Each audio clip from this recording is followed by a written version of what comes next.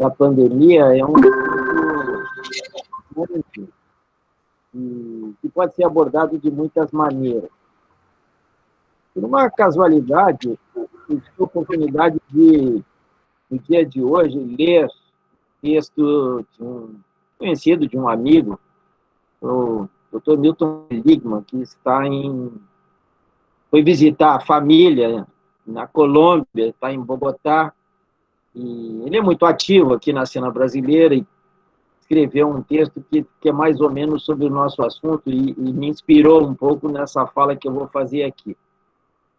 Porque ele tratou da seguinte questão, da cultura, mas da cultura não propriamente belas artes, não é? Da pintura, do cinema, mesmo da televisão, ou da música, mas ele tratou do que ele chamou de cultura cívica. Eu achei muito interessante essa maneira como ele enfrentou o tema da cultura, porque nesse momento, porque nós estamos passando no Brasil e por todo o mundo, tanto no que diz respeito à questão sanitária, a questão que diz respeito a essa doença de escala universal, quanto em outras dimensões do nosso presente, como que concerne a crise econômica que acompanha esse episódio de saúde pública, se coloca uma questão de como é que ficam as nossas relações humanas e como é que a gente se posta com relação a isso. E talvez reação não seja o bom termo, né? Porque reação é uma coisa muito imediata, mas a nossa posição com relação a esse conjunto de desafios e dificuldades que está passando o nosso país, e depois o próprio mundo, e em uma outra dimensão, cada um de nós, requer da nossa parte, suscita experiência de vida que nós não tínhamos ainda experimentado, pelo menos a maior parte de nós não tinha experimentado uma situação de confinamento, se não de confinamento no sentido mais estrito e rigoroso da palavra, de isolamento social, de distanciamento social, e, por conseguinte, de retorno para uma vida mais doméstica e com as reflexões que a gente tem feito com relação a isso. Então, aqui tem duas dimensões a considerar. A dimensão, digamos, pública desse assunto, da cultura cívica. E esta diz respeito à conduta, ao modo como as autoridades político-sanitárias dos países têm se colocado diante dos desafios colocados pela crise sanitária. E há, nessa dimensão, diferenças muito expressivas e muito grandes. Acho que é do conhecimento mais ou menos geral que o Brasil, no quadro do desafio colocado pela doença, né, pela pandemia do coronavírus, reagiu de uma maneira culturalmente dividida, no seguinte sentido: alguns dentre nós se colocaram diante desta questão como se isto fosse uma espécie de fenômeno natural que implica em perdas de vida e doenças, etc., mas que é uma coisa que é mais ou menos inevitável e que a gente deveria se conformar com isso, assumir as perdas em termos de falecimentos e também não por isso, não é, tomarmos uma atitude que viesse a prejudicar gravemente e importantemente o andamento normal da vida, especialmente na dimensão econômica. E essa posição veio acompanhada de um discurso minimizador das consequências e impactos da pandemia na condição de saúde dos brasileiros. Não foi aqui o único país onde essa atitude foi tomada. A Inglaterra também, num primeiro momento, reagiu dessa maneira, até que o primeiro-ministro ficou doente. Então, naquela ocasião, a própria Inglaterra mudou de atitude e passou a levar mais a sério a questão da pandemia. Nos Estados Unidos também houve uma espécie de oscilação. O presidente da República nos Estados Unidos, o presidente Trump, tem oscilado com relação a isso. Às vezes levando a sério, mais frequentemente tendendo a minimizar e a colocar em segundo plano a questão sanitária com relação aos interesses econômicos da sociedade americana. Em contraste com isso, a gente tem vários países, alguns desenvolvidos e muito importantes, como é o caso da Alemanha, onde a chanceler Angela Merkel tomou desde o princípio uma mesma atitude. Ela vem das ciências, né? Ela é uma cientista. E, desde o princípio, o governo alemão tomou uma atitude muito firme de, ao mesmo tempo, supervisionar o andamento da doença. Eles têm muitos recursos, fizeram muitos testes e tiveram políticas também de recomendação de distanciamento social. Mas não é só num país desenvolvido que a gente teve essas atitudes construtivas. A gente teve as atitudes e coordenações da política de enfrentamento da pandemia, também muito firmes e coerentes e regulares desde o princípio, num país vizinho nosso aqui, o Uruguai, cujos indicadores, seja de expansão da doença, seja de óbitos, são incomparavelmente mais baixos do que aqueles que nós temos no Brasil. E as autoridades políticas do país mantiveram uma posição ativa, coerente durante todo o período e privilegiando, em primeiro lugar, os cuidados de saúde das pessoas, cuidando da saúde da população uruguaia. No caso de Portugal, que também não é um país hiperdesenvolvido, cheio de recursos, da mesma forma, o governo manteve uma atitude de levar a sério essa doença e de se preocupar, antes de mais nada, com a preservação da saúde pública dos portugueses. Reparem que isto é uma parte que diz respeito às atitudes de governo, tá? É a reação cultural frente a um desafio de saúde pública. Como é que se pensa isso? E uma das atitudes consiste em dizer o seguinte: bom, isso é um fenômeno incontrolável, estas pandemias elas ocorrem de tempos em tempos, a gente tem que aceitar que assim, esta é a dinâmica sanitária do mundo, e o que importa é nós preservarmos o andamento das atividades regulares, especialmente no domínio econômico, sem nos deixar influenciar demasiadamente por medidas de acautelamento que vão acarretar prejuízos para o desenvolvimento normal das atividades produtivas nos países. Essa é a oscilação que teve nos Estados Unidos, e essa é também a oscilação que se verificou na Inglaterra durante um certo período e que depois foi substituída por uma atitude mais consequente, mais coerente de enfrentamento da doença.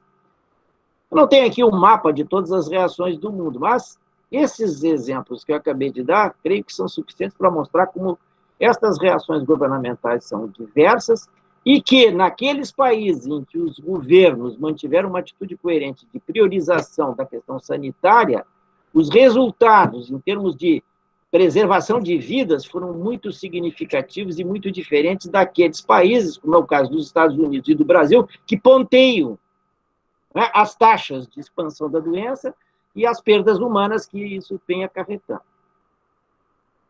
Aí uma questão cultural, uma questão de valores, né, de que valores estão orientando os posicionamentos de política com relação ao enfrentamento dessa doença. Claramente se pode distinguir aqueles que colocaram as questões econômicas em primeiro lugar, ou pelo menos deixaram que elas perturbassem e impedissem uma condução mais coerente, estável e constante da política sanitária, e países que ou rejeitaram por atitudes negacionistas, como é o caso do nosso presidente da República, que até hoje tem uma atitude displicente, não leva a sério a doença, e a tem como uma espécie de fenômeno natural. Ele várias vezes diz, bom, todo mundo morre, então se morrerem agora disso, a gente tem um acontecimento que é trivial, faz parte da vida das pessoas morrerem. ignorando o grande número e a concentração das mortes num curto período de tempo, e ignorando também o fato de que a expansão da doença acaba por superar a capacidade de enfrentamento médico da pandemia. Agora, tem além da atitude governamental também, eu acho que a gente precisa reconhecer isso, uma variação cultural também da própria população. É claro que as informações que se tem a respeito da reação popular às medidas essas de isolamento social, do uso de máscaras, e o conjunto dessas atitudes acautelatórias que são próprias do enfrentamento de uma moléstia como essa, em Portugal, foram levadas extremamente a sério pelo conjunto da população. E na Alemanha, muito embora tenha havido protestos com relação a estas medidas aí de isolamento social, de uma maneira geral, as informações que se tem é que o povo alemão levou bastante a sério essas políticas aí de contenção, e isso também, essa atitude popular, o modo como as pessoas reagem às ameaças da doença e a disposição cultural, na verdade, porque o que está em jogo aqui é o seguinte: quão a sério a gente leva a questão da vida, quão a sério a gente leva a questão da economia e como é que essas duas coisas são colocadas como prioritárias num momento e no outro. Então, acho que, no nosso caso aqui, na nossa própria sociedade, nós não tivemos uma reação uniforme do ponto de vista da população. Especialmente que o Brasil também é um país muito complexo, muito grande, né? E os níveis de desenvolvimento são diversos, e isso provocou também diferenças que são inevitáveis nesse sentido, porque, afinal de contas, nem todas as pessoas que vivem em condições muito diversas vão reagir da mesma maneira. Além disso, como vocês sabem, o nosso país tem desigualdades econômicas muito grandes e tem um contingente enorme de compatriotas nossos que vivem em condições muito difíceis. Nesses aglomerados urbanos, são chamados às vezes de vila, às vezes de favela, nos quais a densidade populacional é muito grande e a própria possibilidade de manter uma atitude de distanciamento social é muito difícil. Então, a gente tem um quadro assim bastante complexo no nosso país, né? E a discussão toda essa com relação à reação de cultura cívica, eu acho que o que ela está pondo em jogo também uma questão moral e ética, assim, né? Quer dizer, da gente preocupar-se consigo, porque, afinal de contas, que coisa mais legítima e mais própria e mais constante é o fato de que nós, seres humanos, somos capazes de dizer que nos preocupamos primeiramente conosco mesmo. Mas nós somos, por outro lado, seres sociais, convivemos e dependemos uns dos outros, e a nossa própria biografia, a nossa própria constituição como pessoa, envolve interações com os outros que são constitutivas da nossa própria identidade pessoal.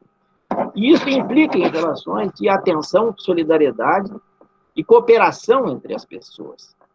De modo que uma reação culturalmente educada e moralmente informada com relação a uma situação como essa deve pôr em destaque os deveres de solidariedade, não só de autopreservação, mas também de compreensão de que ficar em casa, por exemplo, em determinadas circunstâncias como esses dias nos quais nós nos encontramos, é uma coisa que eventualmente pode nos exigir um sacrifício, nos penalizar de alguma maneira, se formos jovens, não estivermos temendo demasiadamente a doença, até porque os indicadores são de que a letalidade está correlacionada com idades avançadas, mas mesmo assim, quem tem um sentimento de solidariedade pensa não apenas em si, mas pensa também nos outros, e por conseguinte adota estas providências acautelatórias pensando nas implicações que a sua conduta poderá ter sobre a situação dos outros.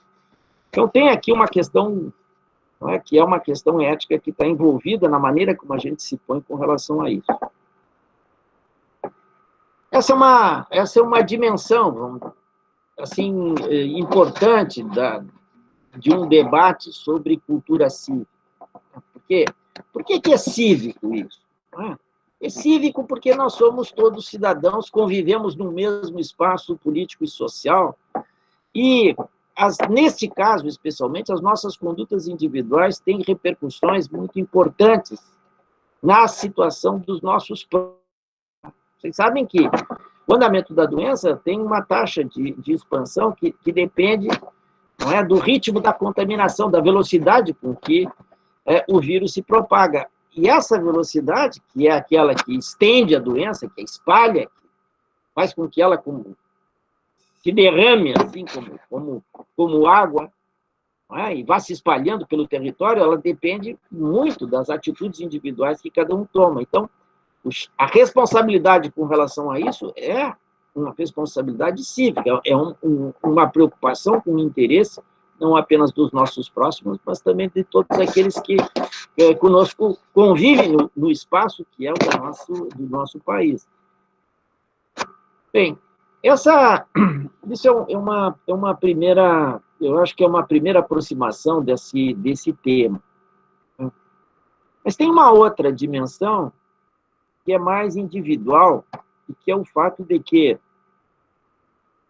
uma situação de isolamento social tem provocado, numa escala muito considerável, um refluxo inevitável, não é, de cada um de nós para os seus espaços domésticos. Né? E esse recolhimento nos permite e nos faz, em muitos casos, refletirmos um pouco sobre os ritmos de vida que são próprios da sociedade contemporânea. Isto causa problemas e, ao mesmo tempo, nos dá lições. Uma parte, eu acho que nós nos apercebemos que há muitas coisas que a gente faz nesse desdobramento natural da vida ordinária, não é, que são coisas dispensáveis. A gente se preocupa demais com questões exteriores e não leva devidamente a sério a dimensão subjetiva da nossa experiência de vida. A gente é obrigado a se recolher, ficar em casa. Então, é natural que a gente pense a respeito de como está vivendo, de como estão as nossas relações com os outros, como é o desdobramento da nossa vida pessoal, e o que nós estamos fazendo das nossas vidas. Eu acho que essa é uma dimensão que eu diria que é positiva da política de isolamento social. E essa é uma relação cultural também, quer dizer, a gente meditar e refletir sobre o sentido que nós estamos dando a cada um as nossas vidas. Bom, isso pode ter, às vezes, efeitos ruins, né? Pode nos levar a uma certa depressão, uma certa angústia, uma certa desilusão, mas um momento reflexivo, a gente deve tê-lo como um momento positivo, quer dizer, de recolhimento com relação a si e também de interação mais próxima com aqueles que nos são os mais próximos e que muitas vezes no seio das famílias ficam um pouco esquecidos, porque as nossas atividades externas tendem a ocupar um lugar muito grande nas nossas vidas e a deixar um pouco as nossas relações pessoais num segundo plano. Acho que essa é uma dimensão de reação cultural com relação à situação que estamos vivendo, que me parece assim de grande importância e que tem lá este aspecto que tem a sua positividade. Por outro lado, tem essa questão cultural também, de, afinal de contas, como serão as relações sociais do Aravante. Né? Porque nós estamos vivendo um período no qual nós estamos substituindo o contato pessoal com as pessoas, num grande número de ocasiões, como esta aqui, por exemplo, por este contato distanciado, que é feito por intermédio desses intermediários eletrônicos, que são, basicamente, os da internet. Aqui também tem uma certa ambiguidade, né? Porque, por um lado, é claro que isso nos permite manter um ritmo de atividades significativo e importante, como é, por exemplo, esse que nós estamos tendo aqui, mas, por outro lado, tem alguma coisa que se perde, não é? Porque numa relação face a face, na interação presencial que a gente tem uma facilidade de tratamento das relações emocionais muito mais intensa, né? Os graus de credibilidade e de, como é que eu vou dizer, de conforto que a gente tem no trato pessoal são maiores. Eu não sei se o meu tempo, como é que está, Luciano, mas pode concluir, já está nos últimos minutinhos, né? Mais um minuto para... Não teria muito mais a dizer. fazendo aqui uma reflexão espontânea, sem ter pensado muito no que eu ia falar aqui. Mas estou falando de alguns aspectos que a mim me tocam bastante e que expressam uma parte da experiência individual que eu estou tendo aqui nesses dias. Também aumentou um pouco o espectro de... São coisas um pouco ambíguas, assim, quer dizer, por um lado tem um certo, eu preciso reconhecer, tem um certo enriquecimento cultural também, nestas novas formas de interação que se expandem para uma escala e o presencial não dá. Mas, por outro lado, é como eu digo, eu acho que tem uma perda, assim, e especialmente no caso das aulas, que é a nossa profissão, eu acho que, por eficaz que tenha sido, como eu acho que tem sido, o contato via internet com os nossos alunos, de alguma maneira ele é humanamente mais pobre do que a experiência de sala de aula com as pessoas. Acho que era isso, Luiz Fernando. Então, a gente agradece a generosidade, a gentileza do professor João Carlos Brum Torres, que compartilhou conosco. Lembrando, agora a gente vai passar a palavra para o professor Dr. Hidalgo Zangali, e depois, ao final, a gente vai ter uma rodada de debates com mais perguntas, na qual o professor João Carlos pode ser provocado. Muito obrigado, João Carlos. Então, a palavra ao professor Hidalgo. Para quem não conhece, Hidalgo é professor de filosofia do PPG da Universidade de Caxias do Sul, é um especialista em filosofia medieval e Aristóteles são as principais linhas teóricas de pesquisa dele. Professor Hidalgo, com a palavra. Boa tarde a todos.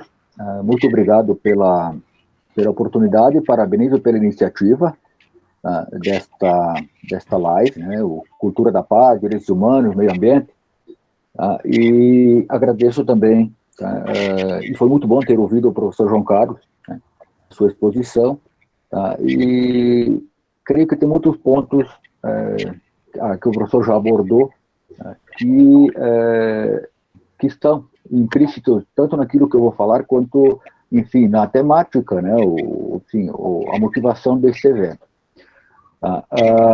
Eu vou falar assim de modo um pouco geral, sem me ater especificamente a algum autor, algum filósofo, mas está alinhado àquilo que o professor João Carlos já colocou. E, então, falar, por exemplo, de cultura, né, é algo, sem dúvida, muito amplo, mas, como o professor João Carlos já pontuou, é falar do mundo da prática, né? Mas isso não se restringe a falar apenas de nossas experiências pessoais de vida, ou a questão, por exemplo, da religiosidade, espiritualidade, vida e morte, ou falar do universo das artes e das múltiplas formas de expressão, ou também, impressionantemente, aquilo que é o mundo da ciência e da técnica, e, consequentemente, das tecnologias, ou da cultura de massa, de lucratividade, da lucrativa, né, e poderosa indústria cultural, e seus meios de comunicação que viabilizaram a globalização e a sociedade da informação. E possibilita, cria condições de possibilidade para alcançar a tão sonhada sociedade do conhecimento. Muita gente confunde informação e conhecimento, né? Falar de cultura, ao menos na perspectiva filosófica, significa falar do próprio ser humano enquanto humano, ou seja, aquilo que o professor João Carlos colocou, né, a questão da existência ética e moral, né, o saber moral, o saber ético, os seus juízos, como nós lidamos numa situação concreta como esta que está acontecendo agora. Não é simplesmente um tema, um assunto que envolve o que seja algo de interesse, né, meramente do tipo ideológico, político-partidário, algo muito mais amplo, né? E claro, toca em uma questão muito crucial, né? Nós, seres humanos, né, como diziam os antigos, né, nós somos seres passionais. Há uma luta, né, no interior, há um confronto, conflito entre razão e paixões, né? Então, falar também de da importante e fundante questão da liberdade, a liberdade de ficar em casa ou de sair, né? De respeitar o que é determinado ou não, e aí não é só uma questão de obedecer às orientações à lei, mas é também de que tipo de referencial, o exemplo a ser seguido, né? Estou verificando, acompanhando e vendo como autoridades se comportam, então, de alguma maneira, a lei por um lado, e há também o exemplo, tá, apresentado nos meios de comunicação. E isso tudo são elementos, conteúdos que vão contribuir para as pessoas decidirem, tá, em relação a seus direitos, em relação aos deveres, né? Então, a própria relação entre ética e ciência também aparece nesse contexto, né? A questão política, a questão da administração privada e pública, ou seja, as formas diversas de ideologias e assim por diante. Então, nós temos ouvido muita coisa nesse contexto, tá, de pandemia, tá, neste momento em que nos encontramos, né? São expressões de tudo que é tipo, né? Algumas, em torno da palavra cultura, aparece muito, não só Secretaria da Cultura, ou a cultura do povo brasileiro, ou a cultura política brasileira, ou que nós somos um povo, que temos uma cultura de corrupção, e assim por diante. São muitas expressões que aparecem, algumas com muito impacto, né, mediático, muito exploradas, digamos assim, e outras menos, né? Às vezes eu tenho a impressão que aquelas expressões ou aquelas opiniões que deveriam realmente merecer, tá, uma divulgação, né, um impacto maior, a impressão que a gente tem às vezes é que elas acabam não reverberando como deveria, né? E aí, em confronto ou comparação com, às vezes, opiniões muito no terreno do senso comum, né? Mas isso é permitido, principalmente nessa forma que nós temos hoje de comunicação de massa, né? Essa forma de uso, né, dessas ferramentas. Não dá para esquecer, né, o que o falecido, né, o grande Humberto Eco, né, falou numa conferência em 2015, né, quando perguntado sobre o efeito, né, das mídias sociais, né, e aí ele foi muito claro na entrevista. Ele disse: olha, nós nunca tivemos um momento como esse, onde qualquer um, né, o idiota ou a pessoa que não tem propriamente um pouco mais de lastro, ela é uma formadora de opinião, ela se apresenta, ela fala, e isso pode ser tá, replicado em muitas instâncias. Bom, acho que é importante nós aqui lembrarmos, tá, até porque o título aqui coloca, né, a cultura em tempo de transformação. Quer dizer, o que nós entendemos em geral por cultura? Normalmente, pelos dicionários, pelo que nós encontramos nas nossas fontes, né, tem a ver com um sentido de tudo aquilo que inclui o conhecimento, a arte, as crenças, a lei, a moral, os costumes, todos os hábitos, né, as aptidões adquiridas pelos seres humanos, não somente no âmbito da família, mas também fazendo parte e como membros de uma comunidade, de uma sociedade. O título dessa live é interessante, né? A cultura em tempos de transformação. Ao mesmo tempo, parece um tanto assim, redundante quando lido de modo atento, né? Ou seja, há algo oculto, né, essencial aqui, que está na própria definição do conceito de cultura, que não é assim tão evidente para a grande maioria das pessoas, né?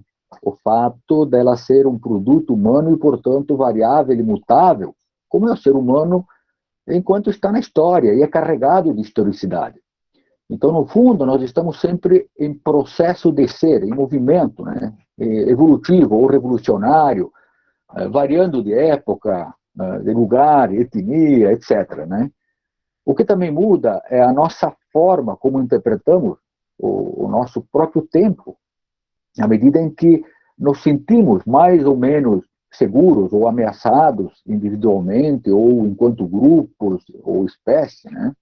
Por exemplo, quando usamos termos como violência, guerra, paz, medo, morte, preconceito, e assim por diante, eles expressam muito mais do que sentimento. Eles estão relacionados com fatos e muitos deles são os que nós estamos vivenciando, né? Que é esse contexto de isolamento, esse contexto de medo que as pessoas, muitas, levam muito a sério e não saem de casa, e aquelas que simplesmente se comportam de um modo que parece indicar, tá, até mesmo uma dificuldade em considerar virtudes como solidariedade, como compaixão, como respeito ao outro, né? Porque não é só uma questão de cada um se proteger.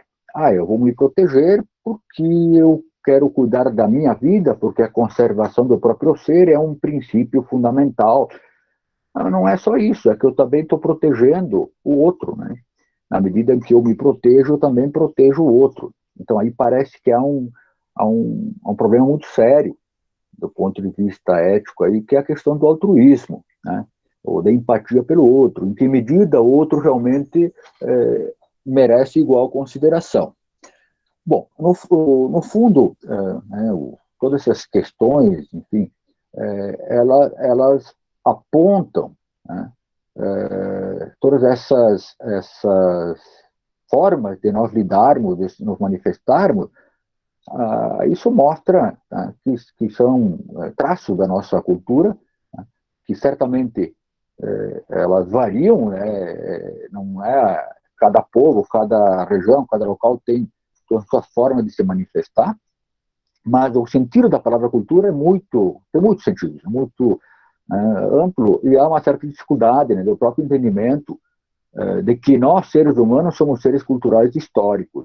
E, nesse caso, o que é produto, por exemplo, a ciência, né, o que ela está sendo, por um lado, né, a quem a defenda, e há outros que a atacam, né, contestam, né, que está no centro de todo esse problema em função justamente da possibilidade de não só do diagnóstico, mas da própria cura, a possibilidade de resolvermos esse problema com vacinas, com medicamentos que podem nos dar de volta, não só a garantia, uma certa garantia de vida, tá, mas também de podermos voltar àquela nossa normalidade que tínhamos antes. O que tudo indica que não será igual, não será mesmo.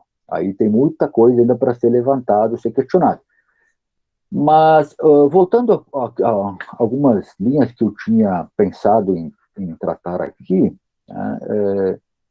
existem, quer dizer, dá para falar que há um pressuposto, né, que me parece ser pertinente nós falarmos aqui, e que também gera questionamento.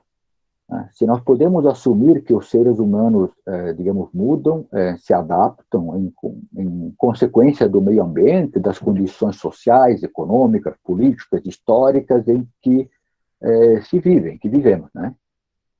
Assim, a ação humana parece determinar o nosso próprio modo de ser e de agir, de pensar, e que a ideia de um gênero humano natural, ou de espécies humanas naturais, não teria um fundamento na realidade. Ou, em outras palavras, é aquela velha ideia, né? O pressuposto metafísico da natureza humana como algo universal, intemporal, existente em si por si mesmo, que não poderia, então, ser mantida. E aqui é curioso porque nós estamos num tempo em que se percebe facilmente esses contrastes, né, esses confrontos que existem de opiniões, de ideias, né? Então, o professor João Carlos lembrava antes aí da questão desse posicionamento que as pessoas estão tendo, né, a favor mais da economia e menos da vida, ou mais da vida e menos da economia. É interessante porque, vejam só, considerando as duas, né? Uma claramente e não depende de nós, que é a questão da vida. Ela é da ordem natural, né? Enquanto a economia, tá? Bom, é algo construído, é algo artificial, é algo que é da cultura humana. Né? E, no entanto, nós percebemos como muitos se posicionam de maneira contrária a essa tendência natural. Mas é contraditório porque, ao mesmo tempo, aqueles que acham que, bem, mas que morra quem tem que morrer, ou seja, do ponto de vista natural, as perdas humanas é algo natural e, portanto, que assim seja. Então, são tipos de formas de avaliar, de se posicionar, que causam realmente muita dificuldade de termos um debate mais claro em relação a tudo isso. E é potencializado por todas essas diferentes formas das pessoas se manifestarem. Então,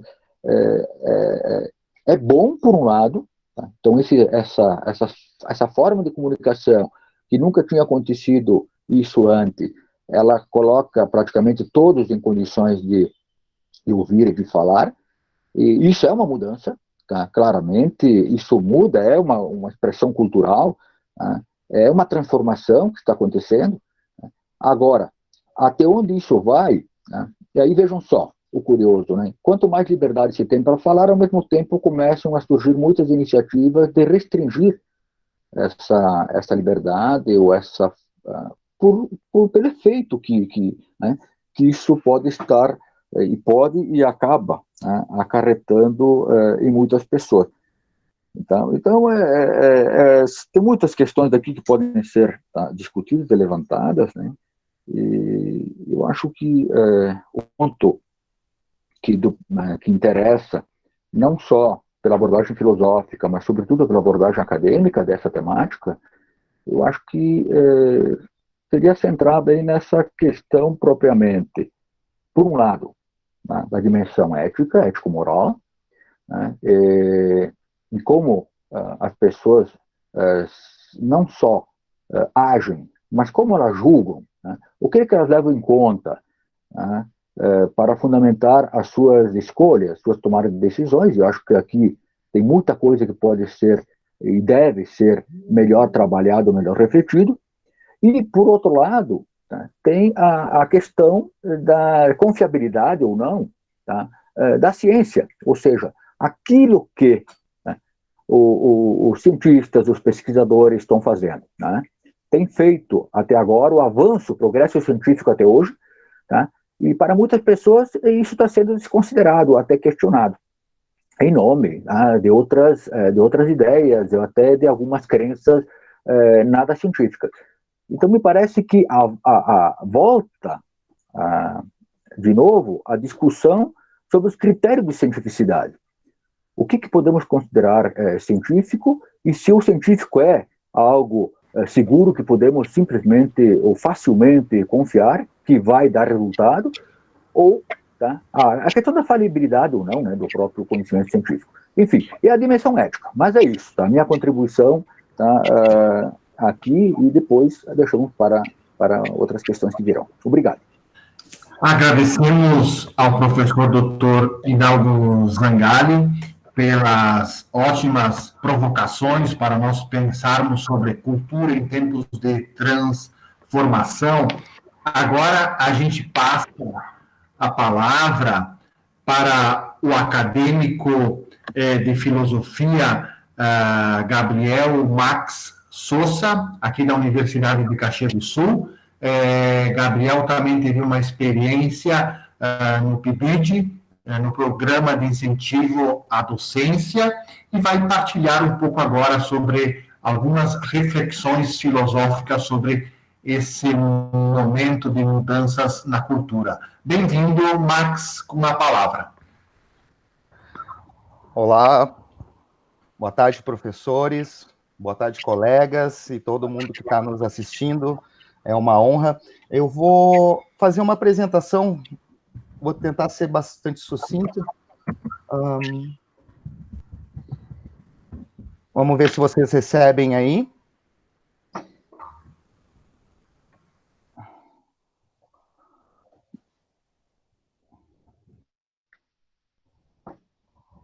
recebendo? Sim, agora está ok, Max? Ok, então vamos lá. Em primeiro lugar, antes de começar a minha fala, eu preciso agradecer ao professor Biasoli e ao professor Nodari por me darem a oportunidade de estar participando do projeto e desse evento. Realmente é um momento ímpar na minha carreira acadêmica, né? Poder dividir uma fala com dois professores tão importantes, não só na nossa universidade, não só para nós como alunos deles, mas, enfim, é muito importante isso para mim. E, antes de começar, também mais uma coisinha que eu gostaria de aproveitar a nossa audiência, lembrar que estamos num momento de urgência, um momento de dificuldade para muitas pessoas, e tem essa oportunidade da gente ajudar no Doe Alimentos. Tem aí para vocês o link, é um site bem conceituado do Banco de Alimentos do Rio Grande do Sul, e a gente tem que olhar para as pessoas que estão em necessidade, não só o Doe Alimentos, mas também a campanha do agasalho também, está fazendo muito frio, a gente tem que aproveitar esses momentos de fala para divulgar esse tipo de ação. Enfim, culturas em tempos de transformação. Fica difícil para mim falar alguma coisa depois dessa aula que os dois professores nos deram, mas eu vou trazer a cultura, a etimologia da palavra. Vem do latim, ação de tratar, mas esse tratar é um cuidado sincero, que nos leva quase a venerar alguma coisa, algo ou alguém. E fica fácil da gente fazer essa relação quando a gente pensa no cultivo, na cultura do agricultor, né? Principalmente da agricultura familiar, que tem uma relação de cuidado mesmo com a terra, com os animais, enfim, isso é muito importante. A gente pode pensar em cultura também como o cabedal, o patrimônio dos conhecimentos de uma pessoa ou de um grupo social. Então, por exemplo, é muito fácil a gente dizer que o professor Brum é uma pessoa de cultura. Na mesma linha, a gente pode falar num conjunto de padrões, né, de comportamentos, crenças, conhecimentos, costumes, que acabam distinguindo os grupos sociais. E também podemos pensar como um período ou um lugar, por exemplo, hoje nós vivemos uma cultura que une a todos. Eu acho que nunca aconteceu isso na história da humanidade. Nós estamos vivendo a cultura da pandemia, né? Que de norte a sul, em todas as coordenadas, as pessoas estão vivendo essa mesma cultura, de modos diferentes, mas estamos vivendo uma cultura uníssona, né? Mas, da minha parte, eu vou colaborar com a discussão com a cultura em como atividade artística, né? Esse complexo de atividades ou instituições, padrões sociais que visam a criação e a difusão da arte, seja ela as belas artes ou arte popular, enfim, a cultura como arte. Para a gente pensar sobre isso, eu trouxe o exemplo da Mona Lisa. Todos nós conhecemos, né, a Gioconda, a obra do Da Vinci, é um retrato, provavelmente foi encomendado pela família em virtude deles terem comprado uma casa, ou pelo nascimento do segundo filho, que, enfim, veio reparar o luto da família que tinha perdido a primeira filha antes, né? Enfim, tem toda a questão histórica, toda a técnica que leva a gente a considerar essa como um dos maiores êxitos da arte da humanidade. Se a gente quiser apreciar a Mona Lisa, a gente vai ter que pegar um avião, ir até a França, descer em Paris, e se dirigir ao Louvre. E vamos tentar fazer isso agora. Chegamos no Louvre. Quando a gente vai chegar lá, vai ter uma fila quilométrica, muitas pessoas no lado de fora, e quando nós entramos, nós vamos encontrar outra fila quilométrica dentro do museu, até a gente chegar no lugar onde está essa peça, essa obra, E é assim que nós vamos apreciar, né, um êxito da arte humana. As pessoas não estão ali para fazer uma crítica da técnica, do ângulo, dos materiais utilizados, de apreciar a arte. Eles estão ali simplesmente para tirar uma foto, né?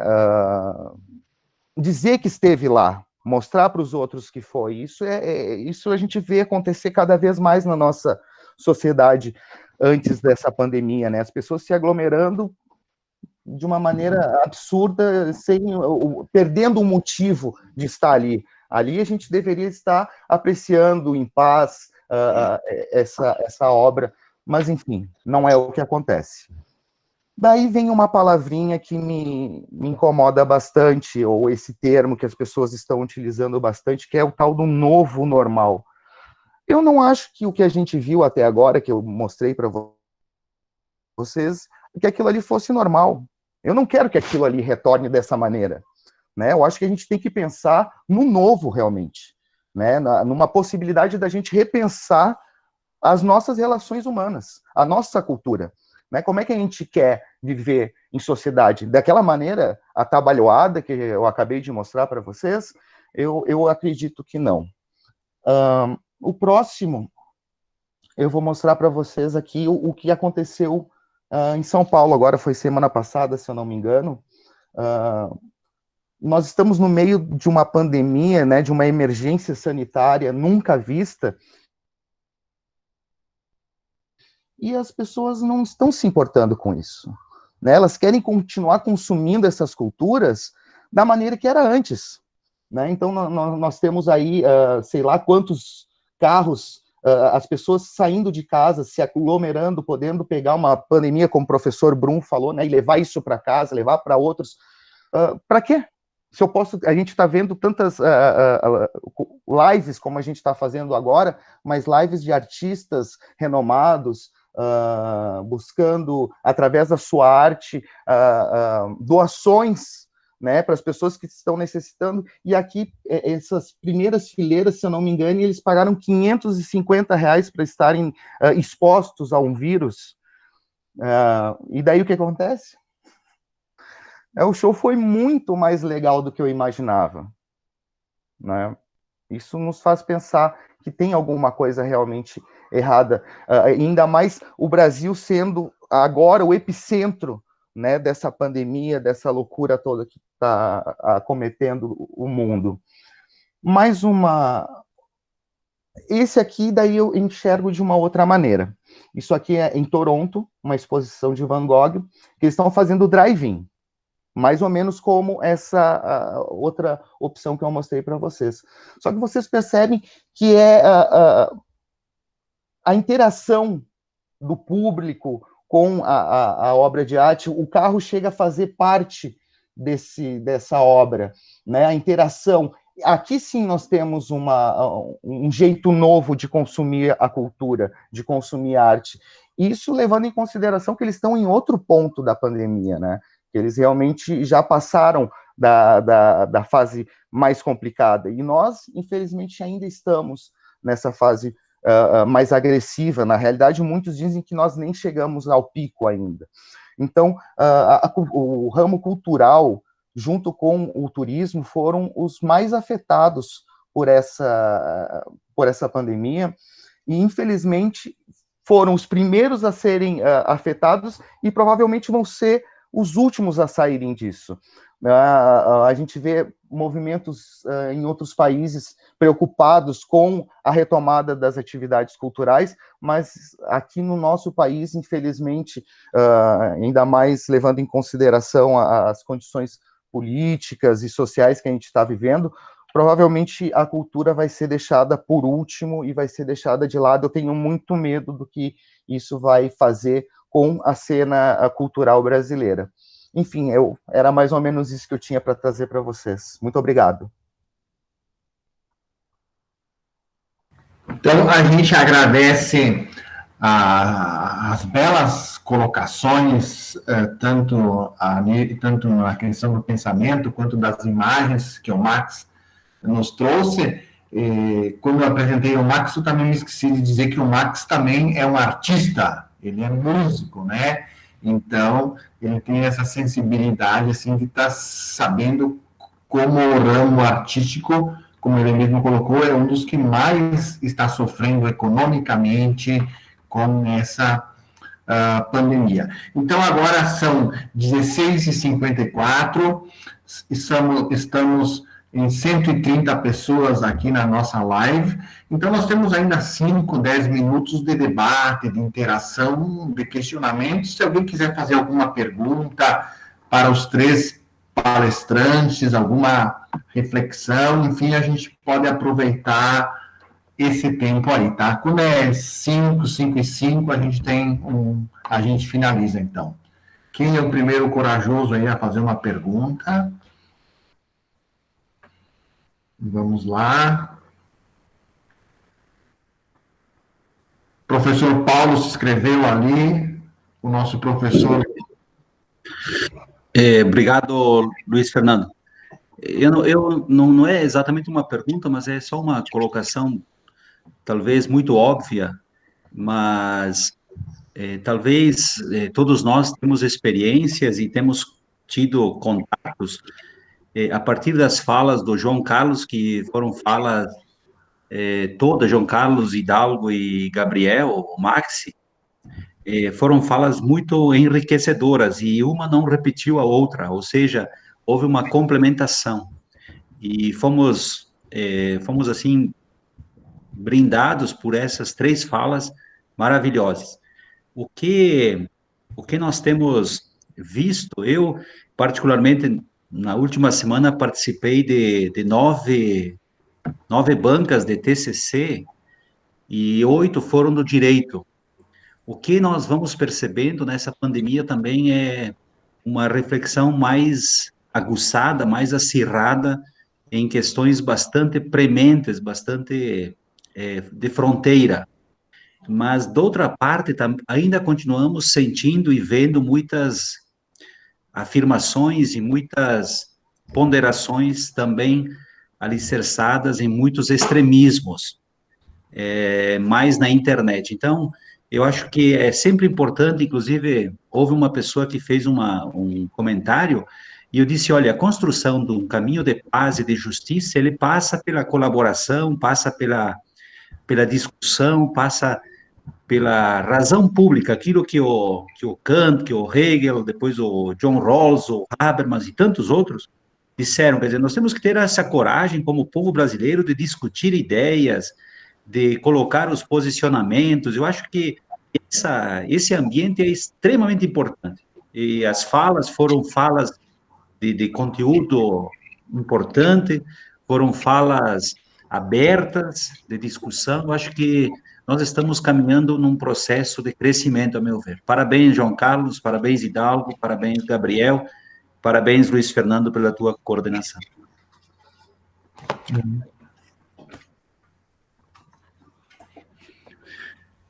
Pessoal, alguém tem alguma colocação, alguma pergunta?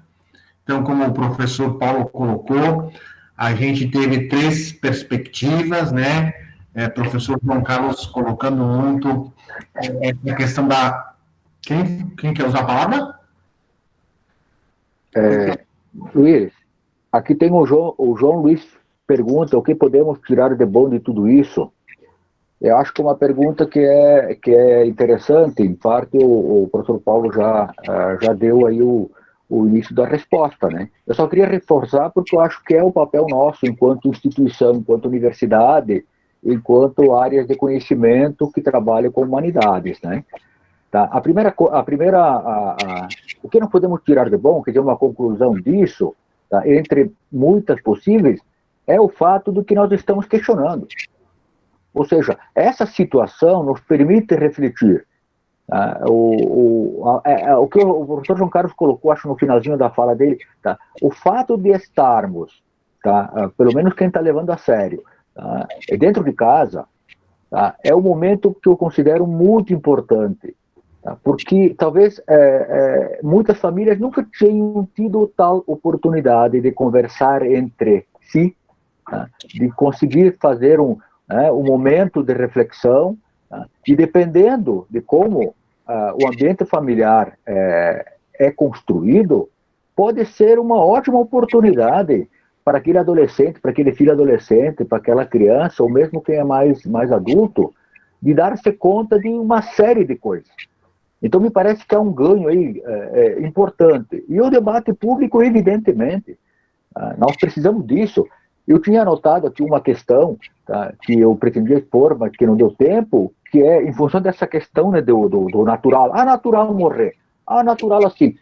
É o problema da naturalização da violência. Acho que isso é um tema que merece ser muito tratado. O que significa naturalização da violência? Seria um sinal de mudança cultural ou apenas perda passageira de senso moral de certos grupos de indivíduos?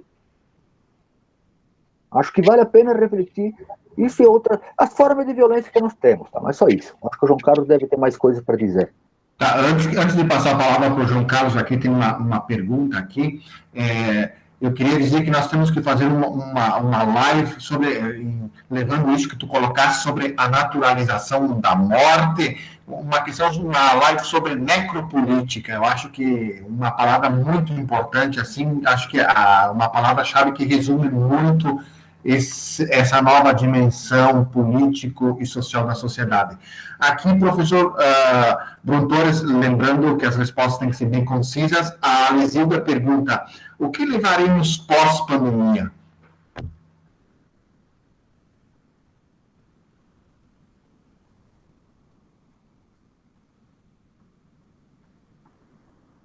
O microfone, João Carlos. O microfone estava fechado. Não, está dizendo o seguinte, eu não creio que haja uma resposta unívoca, né? Porque cada um de nós, de alguma maneira, tem que ver o que vai levar. Eu acho que algumas coisas, no entanto, me parecem que são muito fortes, e 2 pontos me parecem assim, que são comuns. Eu acho que todos nós, que tivermos um mínimo de reflexão, vamos nos dar conta. Em primeiro lugar, é uma espécie de vulnerabilidade, uma exposição que nós estamos nos dando conta às contingências do mundo. Isso é um ponto importante, assim, tem uma lição também. Assim, há muita soberba na sociedade contemporânea, uma ideia assim, de estar tudo dominado. Né? E eu acho que isso é uma noção assim, que vai se enfraquecer. A gente vai se dar conta assim, de que tem uma imponderabilidade nos desdobramentos das vidas individuais e das vidas coletivas, né, que é inevitável e que a gente deve prestar atenção para isso. E tem uma lição assim, de indução à nossa reflexão mais ponderada a respeito do que é uma vida humana e de como é que a gente constrói a sua própria vida. Eu acho que uma outra lição assim, é de que a dimensão universal dessa doença, eu acho que ela de um lado, ela é terrível, por toda parte, em vários graus. Aqueles que adoecem muito e morrem, aqueles que passam por episódios graves, doença, outros passam mais levemente, mas todos nós, de alguma maneira, compartilhamos um certo medo. Né? E essa dimensão de medo dos seres humanos é uma coisa muito forte, muito negativa. Mas, por outro lado, isso nos empurra também a pensar, nos faz pensar que a humanidade é compartilhada. De alguma forma, nós somos parte de um mesmo todo. E, de uma certa medida, nós compartilhamos o mesmo destino.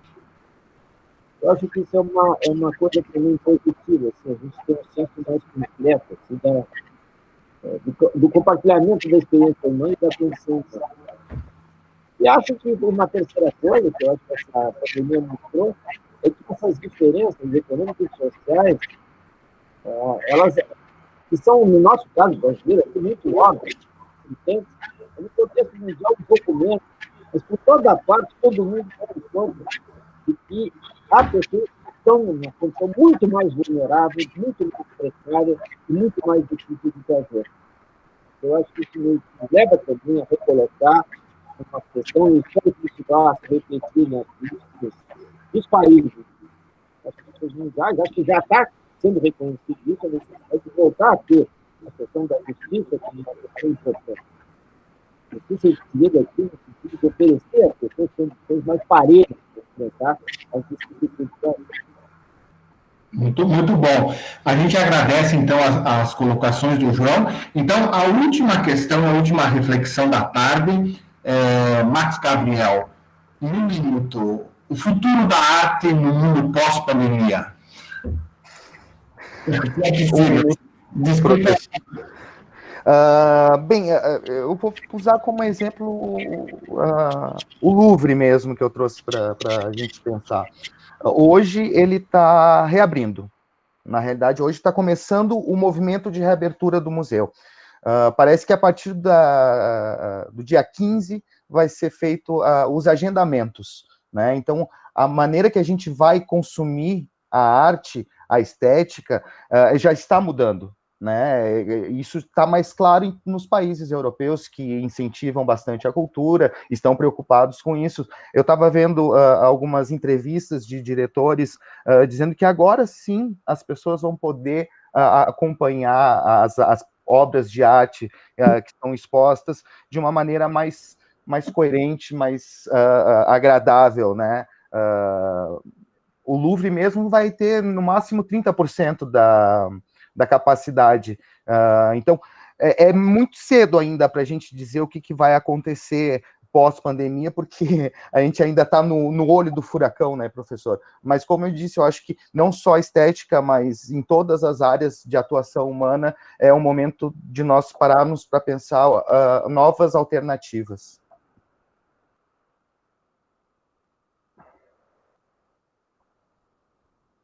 Está fechado o seu microfone, professor. A gente agradece os três professores que fizeram a apresentação, pela generosidade e disponibilidade nessa tarde chuvosa de inverno, de julho de 2020, partilhar um pouquinho e provocar a gente para fazer uma reflexão nesse mundo que precisa de muito pensamento e muitas ideias. Lembrando que esse evento aqui, a partir de amanhã, estará disponibilizado no canal do YouTube do MUID, Cultura de Paz, Direitos Humanos. Quem quiser assistir, rever ou compartilhar, indicar para os amigos, será bem-vindo. E já fazendo aqui um serviço, no próximo dia de julho, no próximo dia 20, deixa eu confirmar aqui, é isso, professora Lesilda? Nós teremos agora a próxima live, então, será... Só estou abrindo aqui. Nós teremos no dia 20 de julho, então, todos já estão convidados. Educação, Cultura da Paz e Coordenação Pedagógica, dia 20 de julho, às 16 horas, com a professora Maristela Pedrini, Lesilda Teixeira e professora Cristiane Welter. Então, eu agradeço a todos que estiveram aqui. Nós tivemos 120, 140 pessoas da audiência. 148. Muitas pessoas assistindo ao mesmo tempo. Muito obrigado por todos vocês e a gente se vê